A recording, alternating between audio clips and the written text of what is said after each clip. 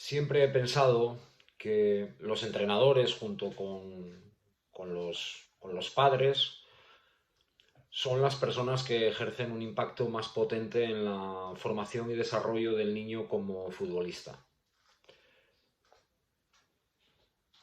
También soy un convencido de que la palabra entrenador es sinónimo de formador y es sinónimo de educador. Ni que decir tiene que cuando hablamos de la formación de un futbolista, hablamos de la formación de una persona. Por lo tanto, el trabajo y el impacto del entrenador va mucho más allá de un simple desarrollador de facultades deportivas. Hay una visión de los entrenadores muy generalizada y que probablemente coincida con la realidad, por la cual entendemos que los entrenadores son maestros que enseñan sus conocimientos a los chicos para que estos desarrollen sus aptitudes. Yo, por contra, pienso que el entrenador, el educador y el formador no tiene que dar clases magistrales, no está en el centro del foco de atención. El entrenador debe de ser un facilitador de oportunidades de desarrollo. Es decir, nos tenemos que dedicar a crear contextos de oportunidad para que a través de ellos los chicos puedan desarrollar todas sus facultades y además puedan desarrollar esas facultades de forma conjunta. Es decir, que al tiempo que su desarrollo deportivo va emergiendo, lo haga de forma conjunta su desarrollo emocional y su desarrollo intelectual. Es decir, entiendo el trabajo del entrenador como un trabajo absolutamente sistémico y holístico, centrado en el futbolista, centrado en el niño, centrado en la persona, centrado en un desarrollo personal absolutamente completo, adaptado a las necesidades y a las circunstancias de cada niño y no simplemente a un mero desarrollo deportivo. En ese sentido, yo creo que los entrenadores tenemos varios retos que afrontar. El primero de ellos es la gestión del principio de autoridad. Los entrenadores, desde el momento que asumimos el cargo, por el mero hecho de asumir el cargo, se nos designa la autoridad del control, la gestión del grupo de niños, de adolescentes o incluso de profesionales que se nos asigna.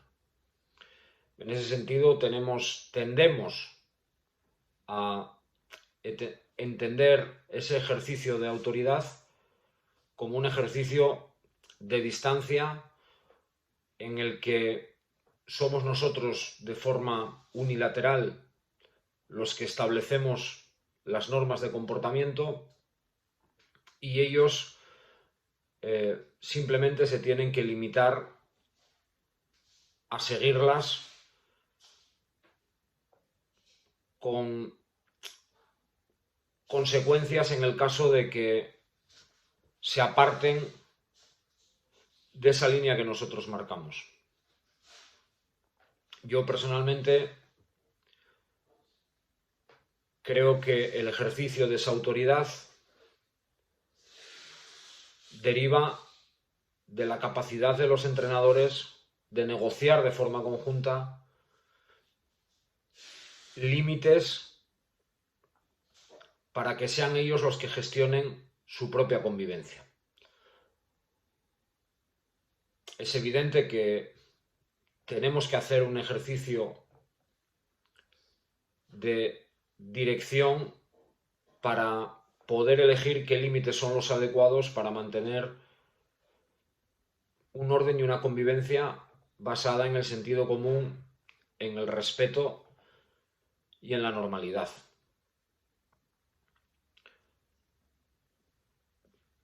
No solamente el nombramiento como entrenador te hace ejercer la autoridad. En muchos casos, y el caso del Atleti es uno que podemos destacar claramente, el escudo que llevas en el pecho provoca que esa autoridad sea vista con mayor respeto. En muchos casos, ese escudo que llevamos en el pecho y que lleva la marca Atleti provoca que los entrenadores lo podamos entender mal, aumente nuestro ego y cojamos aún más distancia, convirtiéndonos en el centro de la atención del núcleo formativo y apartándonos de lo verdaderamente importante, que es el niño. Dicho esto, yo creo que la verdadera autoridad de un entrenador es la combinación entre la autoridad moral y la autoridad que te da el conocimiento. Los niños, los adolescentes, los que están próximos a ser profesionales y están en su última etapa de formación, reconocen con rapidez las capacidades del entrenador y sus conocimientos con respecto al juego. No necesitan mucho tiempo. Ese conocimiento de la materia, ese conocimiento del juego, genera mucho más respeto que una autoridad que deriva del cargo o una autoridad que deriva del escudo. Por otro lado, hay otra autoridad mucho más potente aún, que es la autoridad moral. Esa autoridad que genera un vínculo de afecto y cariño entre formadores y futbolistas que hace que el trabajo del entrenador trascienda verdaderamente, porque el niño se da cuenta que aquella persona que dedica su tiempo a intentar ayudarlo a ser mejor, le genera confianza, le genera empatía, le genera cariño y por lo tanto le genera contextos de motivación para mejorar. Sin duda alguna, la clave de un principio de autoridad radica en la capacidad del entrenador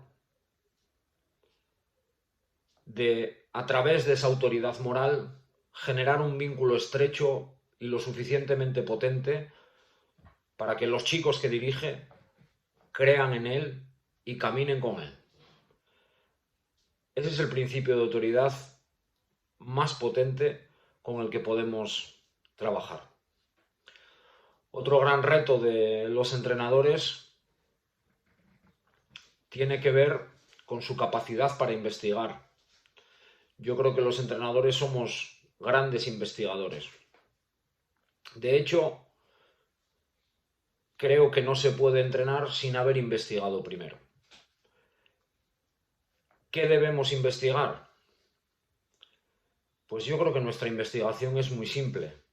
Necesitamos conocer todo del futbolista, conocer sus habilidades y sus capacidades deportivas, conocer sus entornos familiares, conocer sus entornos afectivos, conocer sus gustos, sus aficiones, todo.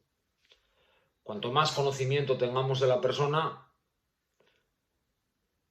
podremos desarrollar planes de intervención mucho más atinados, mucho más certeros y mucho más cercanos a lo realmente importante, a la necesidad del propio chico.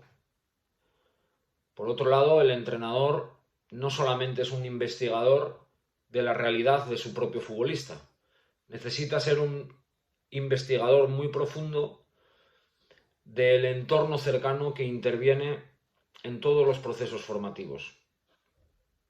Léase personal del club, léase compañeros del staff técnico, léase cualquier persona que tiene una intervención directa sobre la formación del chico. ¿Por qué necesita el entrenador esta información y necesita el entrenador estos datos? Pues porque el entrenador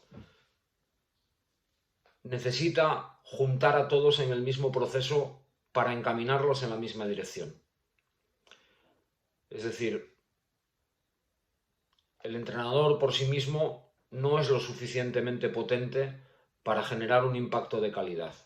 Necesita que todo aquello que esté en el entorno de trabajo del niño esté alineado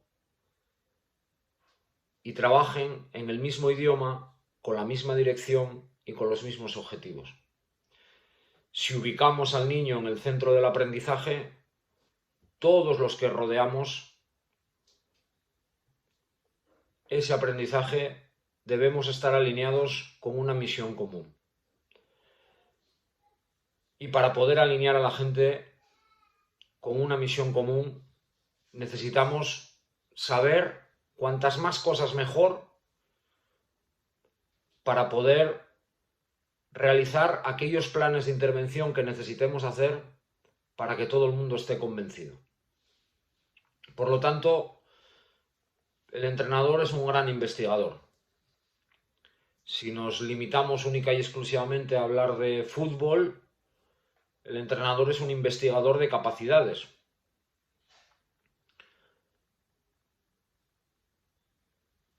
Hay, durante los últimos años, corrientes que hablan de la implementación de estilos de juego.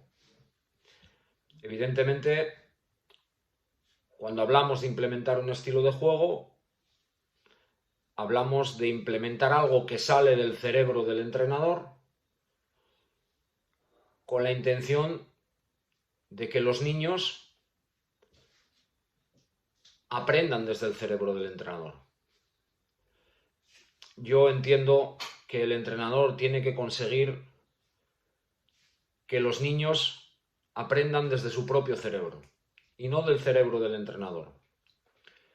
En ese sentido, recoger toda la información posible, no solo de sus capacidades individuales, sino de cómo esas capacidades individuales, teniendo en cuenta que es un deporte colaborativo, se relacionan con las capacidades de sus compañeros, le van a dar al entrenador ese abanico de posibilidades para, teniendo toda la información, elaborar aquellos contextos de trabajo que sean más favorables para que sea el niño quien descubra sus propias capacidades y quien potencie sus cualidades y se vean así mejoradas. Creo que es el gran reto del entrenador, o uno de los grandes retos del entrenador, ser un investigador eficaz, porque de la recogida de información va a partir el éxito de la misión. Si nosotros tenemos una información equivocada, hacemos una evaluación errónea o dejamos de evaluar determinados contextos, como puede ser la familia, como puede ser tus compañeros del staff, como pueden ser las relaciones humanas que surgen en la convivencia, o como puede ser el entorno más cercano que convive con los chicos. En la medida que esa información sea eficaz, vamos a poder realizar planes de intervención adecuados. ¿Qué herramientas tenemos los entrenadores para desarrollar esta investigación? Yo creo que la herramienta más potente son las conversaciones. No hay mejor manera de recoger información que hablar. Pero hablar con una doble dirección, no con la intención de dar un discurso. Hablar con la intención de recoger información escuchando al otro estando presente en la conversación y no con la intención de rebatir con tu propio discurso. Por otro lado, a nivel deportivo, los niños no necesitan verbalizar sus conocimientos del juego para explicarte sus cualidades. Los niños, a través de su comportamiento en el juego, te van a ir descifrando y a ir dando la información de cuáles son sus capacidades. Es evidente entonces que es imposible conocer las cualidades de los niños, las capacidades y sus habilidades sin ponerlos a jugar. Ponerlos a jugar como previo a un proceso de entrenamiento, entiendo yo que es fundamental. Otro reto importante de los entrenadores es la gestión del conocimiento. Como digo, para mí lo fundamental de un entrenador es entender que no hay enseñanza, que hay aprendizaje. Si hubiera enseñanza, nos limitaríamos a dar discursos magistrales, clases magistrales, y el niño simplemente aprendería en función de la información que nosotros le damos. Yo creo que lo que existe es aprendizaje. Es decir, nosotros lo que tenemos que conseguir es, a través de nuestros planes de intervención, crear contextos que desarrollen las facultades del niño y contextos que sean acorde a sus capacidades. Y no solo a sus capacidades individuales. No olvidemos que es un deporte colaborativo, sino a las capacidades que emergen también de las relaciones que estos chicos tienen en el juego con otros chicos distintos. Yo entiendo que el fútbol, que es un deporte colaborativo, que es un deporte situacional y que es un deporte dinámico y de movimiento, se aprende en forma de memoria operativa. Es decir, uno necesita vivir experiencias jugadas para, viviendo experiencias jugadas, poder ir creando bagaje en su cerebro. El niño no necesita verbalizar el conocimiento del juego. No digo que esté mal que lo verbalice. Digo que no necesita verbalizarlo. Necesita comprenderlo. Pero comprenderlo desde la memoria operativa. Comprenderlo desde la posibilidad de la resolución de situaciones. Y no hay una forma mejor de resolver situaciones que resolver situaciones. Con lo cual, el contexto del juego tiene que ser el centro de actuación de cualquier entrenador. Esa gestión del conocimiento nos tiene que hacer entender que el niño, o que el trabajo tiene que ir orientado a que el niño aprenda desde su propio cerebro. Es decir, somos facilitadores para que ellos desarrollen sus condiciones, no nuestras ideas. En el momento que nosotros trabajamos en función de nuestras ideas, nos estamos convirtiendo en el centro del aprendizaje. Y el centro del aprendizaje tiene que ser obligatoriamente el niño. Por eso soy un creyente absoluto de que el entrenador no debe plantear entrenamientos en búsqueda de objetivos. El entrenador tiene que plantear planes de intervención que provoquen no solo que el niño vaya descubriendo a través del juego sus capacidades, sino que el propio entrenador se vea sorprendido en las sesiones de entrenamiento descubriendo nuevas posibilidades sobre las que intervenir posteriormente. Si nosotros planteamos un trabajo o nosotros planteamos un entrenamiento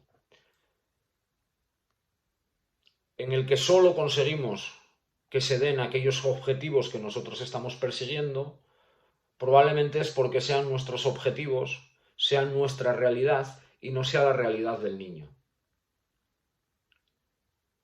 Si nuestros entrenamientos, nuestros contextos de aprendizaje consiguen no solo que el niño vaya descubriendo el juego, evolucionando sus capacidades, sino que nosotros vayamos descubriendo nuevas posibilidades de actuación porque percibimos cualidades que todavía no habían emergido en el niño para poder realizar nuevos planes de intervención, el crecimiento será absoluto.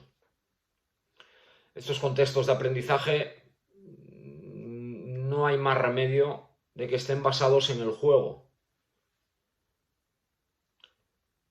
Primero porque el juego en sí mismo obliga a la colaboración por la propia dinámica en la que transcurre.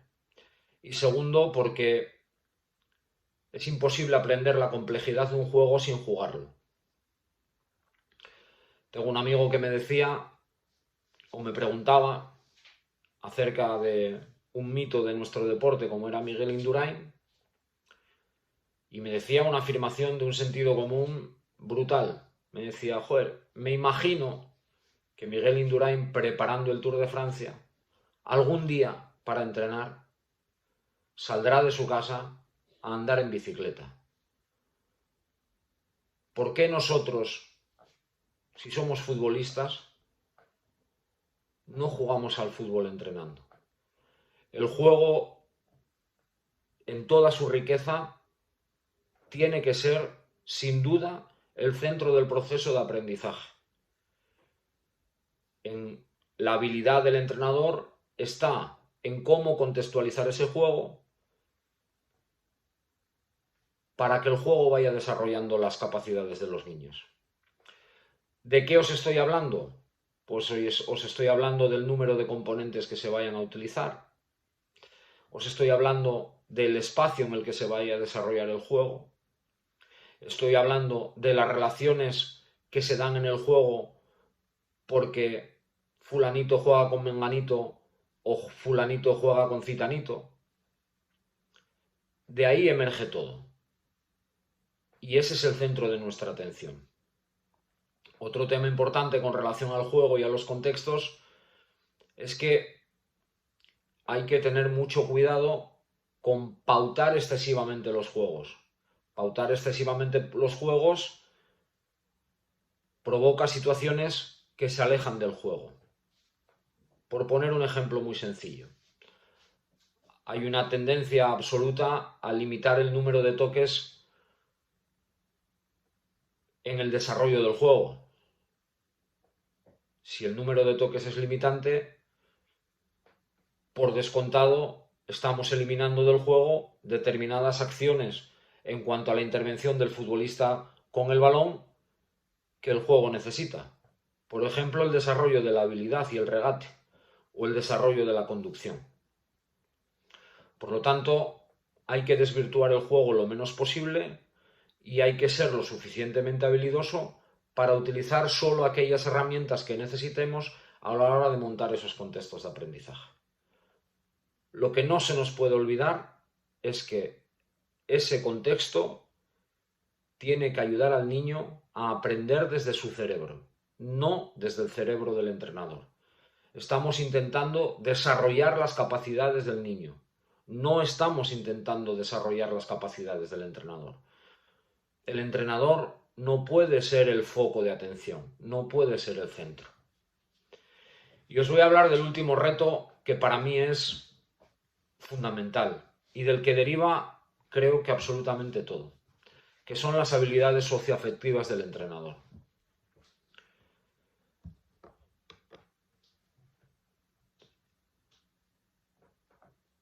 El entrenador necesita obligatoriamente conquistar el corazón de los niños. Necesita conquistar el corazón de los niños.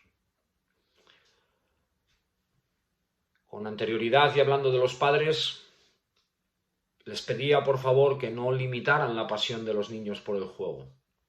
A los entrenadores no les puedo pedir que no limiten la pasión de los niños por el juego. Les tengo que pedir algo más. La deben generar, la deben aumentar, la deben incrementar.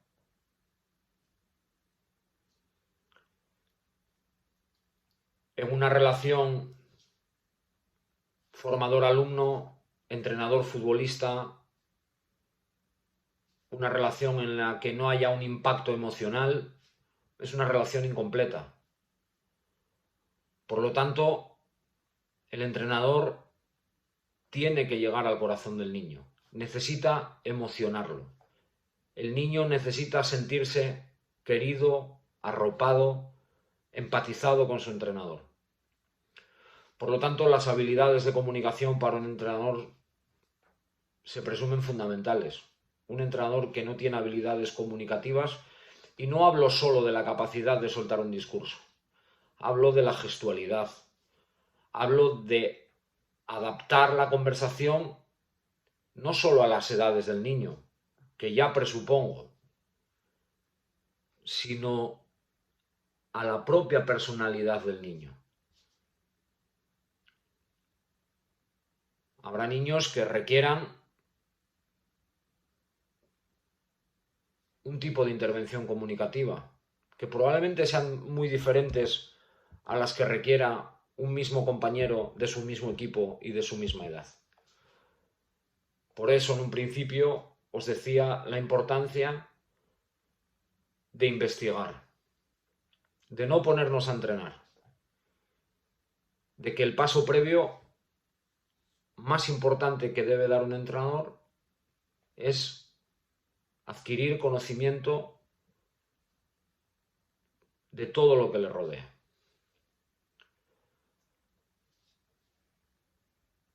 Insisto que las habilidades comunicativas son claves, pero también las habilidades afectivas. ¿Por qué entendemos que el entrenador tiene que generar distancia? ¿Por qué entendemos la figura de un formador, de un maestro, de un profesor, de un entrenador como alguien que está en un púlpito? ¿Por qué? Generalmente porque centramos al profesor, al entrenador, al formador en el centro de atención del proceso formativo. Y el entrenador es un simple facilitador, el maestro es un simple facilitador. Y si no somos capaces de conquistar el corazón de los niños, de generar pasión, de generar vínculo, afecto, cariño, no vamos a ser convincentes. Y la única herramienta que tiene el entrenador es su capacidad de convencimiento. Hace poco escuchaba una entrevista del seleccionador nacional, de Luis Enrique, que hablaba de uno de nuestros mitos, del Atleti. Sin duda, el mejor entrenador de la historia del Atleti. Hablaba de don Javier Clemente. Decía que durante mucho tiempo le habían preguntado quién había sido su mejor entrenador. Aportaba varios nombres en los que destacaba Van Gaal por su destreza y habilidad a la hora de enseñar el juego, de enseñar la táctica y de enseñar conceptos. Sin embargo, dice que producto de una reflexión llega a la conclusión de que fue, sí, nuestro mito, sí, fue don Javier Clemente quien le impactó definitivamente. ¿El por qué? Porque había generado un vínculo tan fuerte con él y con sus compañeros que, como textualmente él decía, se hubiera tirado por un puente por él. Y que además ese vínculo lo había creado desde el cariño, desde el afecto, desde el refuerzo positivo y desde la amistad.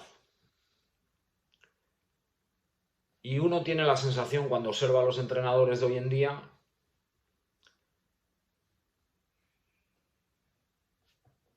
que generamos distancia. A veces me hago la pregunta si nos han dado una importancia que no tenemos.